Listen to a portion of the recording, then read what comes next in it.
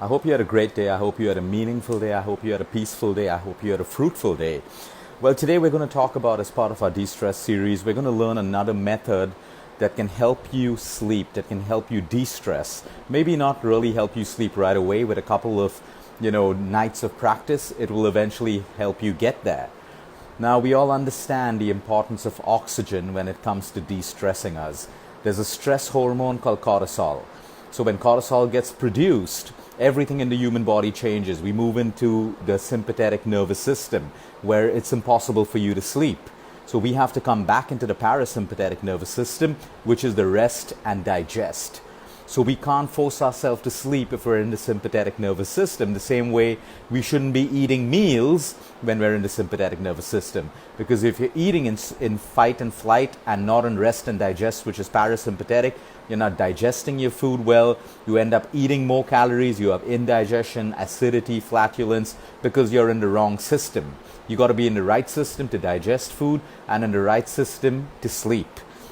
So this simple breathing technique, it's not my own. We've learned it over years and years. I'm sharing it again. Most of you may be already knowing how to do it, but the whole idea is we all know what's good for our health today, but we just don't do it. So the idea is making a discipline and habit out of doing it and constantly practicing it if we want to de-stress, disconnect from the chaos of today and prepare ourselves to sleep. So this breathing technique is very simple. We need to understand that when cortisol goes up, the quickest thing to bring it down is oxygen. So example, when your pressure is high blood pressure, the quickest thing to bring down your pressure is oxygen again. So we need to train our lungs how to utilize oxygen. It's not just about breathing. It's about training our lungs to utilize oxygen. And that's what the practice of pranayama does. It trains our lungs to utilize oxygen. So even when we come across patients who have lung fibrosis or they've lost the functionality of most of their lungs and they're breathless, if you continue to practice pranayama, you can train your lungs, even what's left of it, even if it's up to 30 or 40% of functionality, you can train your lungs to use that energy to utilize oxygen. So the breathing technique's really simple. So we take, like always, we start off with a deep inhale. Now, I always like to add a count to the inhale. It keeps us on focus and keeps us on track. So you can have a 5-second count of inhale. So you inhale slowly for about 5 seconds. If 5 seconds is difficult for you, you can do 4 seconds. If 5 seconds is too easy for you, you can do 6 seconds. But remember, we want the breathing to be comfortable. We don't want to force ourselves, to have long breaths. It needs to be comfortable. It needs to be easy. So we inhale for 5 seconds and then we hold for about 3 to 5 seconds. Now, if you can't hold for 3 seconds, it could be 2 seconds. If you can hold for 4 seconds, it can be 4 seconds. But the idea over here is not to challenge your lungs. Now, the reason when we hold our breath, here's what happens. When we hold our breath, the carbon dioxide builds up in our cells.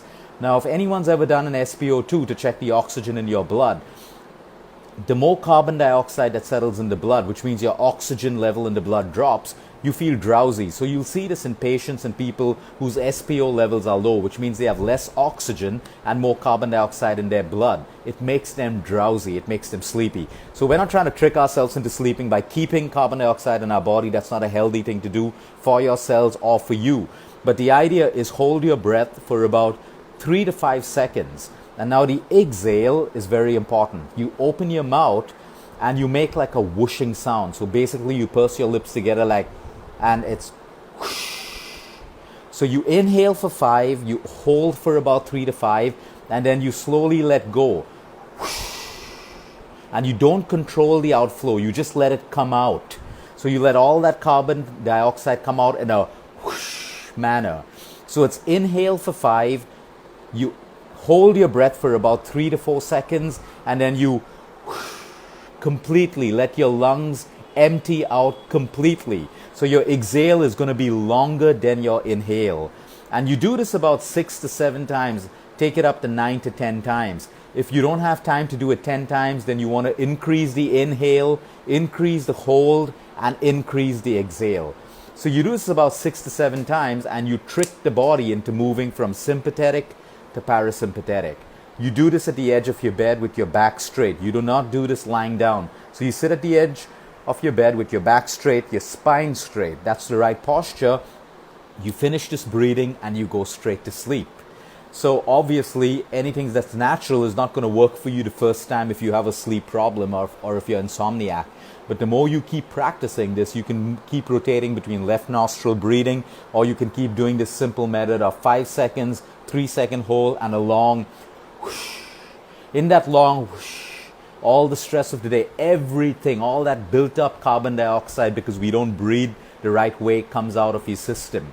So you clean out the carbon dioxide, you energize trillions of cells with fresh oxygen, you move from the sympathetic nervous system to the parasympathetic nervous system, and you have a good night of sleep. These are simple methods for you to sleep better. They're simple methods to de-stress. Now you can also use this method of de-stressing during the day. You know, you've come out of a stressful meeting or you're a little bit stressed.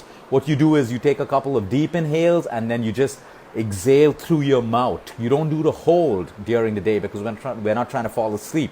So it's an inhale, no hold, and a whoosh completely. Keep your eyes closed so you can use a little bit of visualization through this. So you're inhaling health, you're inhaling pure oxygen, you're inhaling positivity into all of your cells, and during the exhale, you're letting all the troubles, all the stress, all the problems of today, all the negativity of today just flow out. Try this tonight. Have a good night. Let me know how it works for you. Till next time, eat smart, move more, sleep right, and breathe deep. Sleep well, everyone.